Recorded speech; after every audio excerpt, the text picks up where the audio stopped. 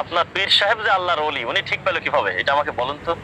মানে আপনার পীর যে আল্লাহর ওলি, উনি নিজে এটা বুঝলো কিভাবে? আচ্ছা, তুমি বুঝছো না কিরা ঠিক পাইলা? তুই যে মুফতি, তুই কেন বুঝলে গেলা তুই মুফতি? আসসালামু আলাইকুম।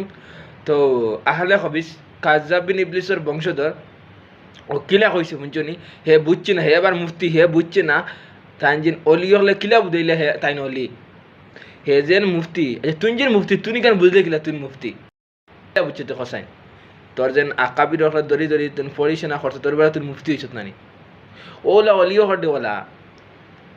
আপনারা শুনবা ডক্টর মুফতি এনায়েতুল্লাহ আব্বাসীর আমি ক্লিপ লাগাইমু কীরকম অলি অকল, অলি হাসানি মিসানি কুরআন শরীফতো অলির কথা আছে, অলি অকল কিলা হইলা না হইলা ফারবানি নানি অলি তো সারি দিয়ে এই আদ না যে কুরআন শরীফ হাফিজ করলে হতো, মৌলানা হইলে হতো, শাফাত করে নিতে পারেন জান্নাতো। অলি সারি দিয়ে দে খাজা মঈনুদ্দিন চিশতি,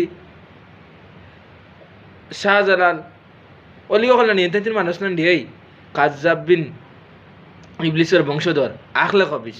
আহলে হাদিস কোয়ার কোনো লাইন নেই, তাইলে কি আহলে হবিস। আর আমার সুন্নি বাইনতে কইমু পুরা ভিডিওটা দেখে যাইবা। আর ডক্টর মুফতি এনায়েতুল্লাহ আব্বাসিয়ে কিতা কইন আপনারা শুনবা। আর আমার পেজটা ফলো করবা প্লিজ, সুন্নিয়তের স্বার্থে আমার পেজটা ফলো করবা। আর আপনারা এখন তার পুরা ক্লিপটা শুনলেও বাদে আমি লাগাইমু এনায়েতুল্লাহ আব্বাসির ক্লিপটা। আপনার পীর সাহেব যে আল্লাহর ওলি, উনি ঠিক পেলো কিভাবে? এটা আমাকে বলুন তো। মানে আপনার পীর যে আল্লাহর ওলি, উনি নিজে এটা বুঝলো কিভাবে? কিভাবে কনফার্ম হওয়া যায়? এটা আমাকে একটু বলেন।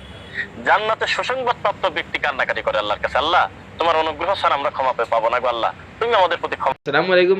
তার ক্লিপ শুনছেন, এখন আপনারা এনায়েতুল্লাহ আব্বাসির ওয়াজটা শুনলে কোয়াও এনায়েতুল্লাহ আব্বাসে কি সুন্দরভাবে বর্ণনা করটা।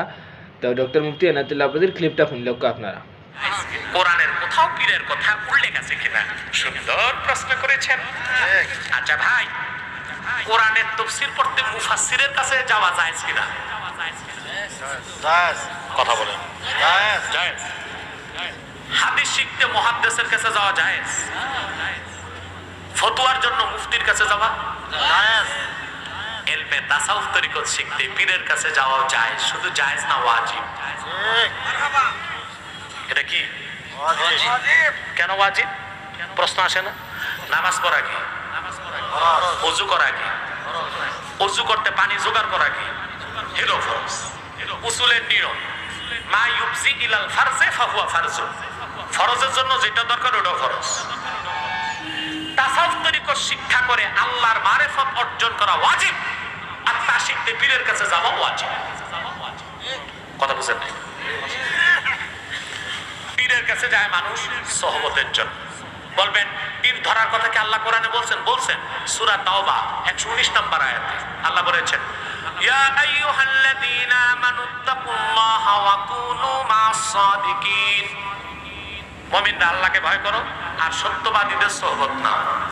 এই সত্যবাদীকে আল্লাহ নিজে তাফসীর করেছেন সূরা হুজুরাতে, ইন্নামাল মুমিনুনা আল্লাযীনা আমানু বিল্লাহি ওয়া রাসূলিহি সুম্মা লাম ইয়ারতাবু ওয়া জাহাদু বিআমওয়ালিহিম ওয়া আনফুসিহিম ফি সাবিলিল্লাহ উলাইকা হুমুস সাদিকুন।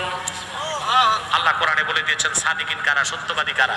আল্লাহ বলেছেন প্রকৃত মুমিন তারাই যারা ঈমান এনেছে আল্লাহর উপর, এনেছে মুহাম্মদ সাল্লাল্লাহু আলাইহি ওয়াসাল্লামের উপর ঈমান, এবং সুম্মা লাম ইয়ারতাবু, অতঃপর তাদের মনে কোনো সন্দেহ কখন থাকে? ইয়াকিন না থাকলে। ইলমুল ইয়াকিন থেকে যখন ইয়াকিন আইনুল ইয়াকিন হয়, আইনুল ইয়াকিন থেকে যখন হাক্কুল ইয়াকিন হয়, তখন মনে আর কোনো সন্দেহ থাকে না।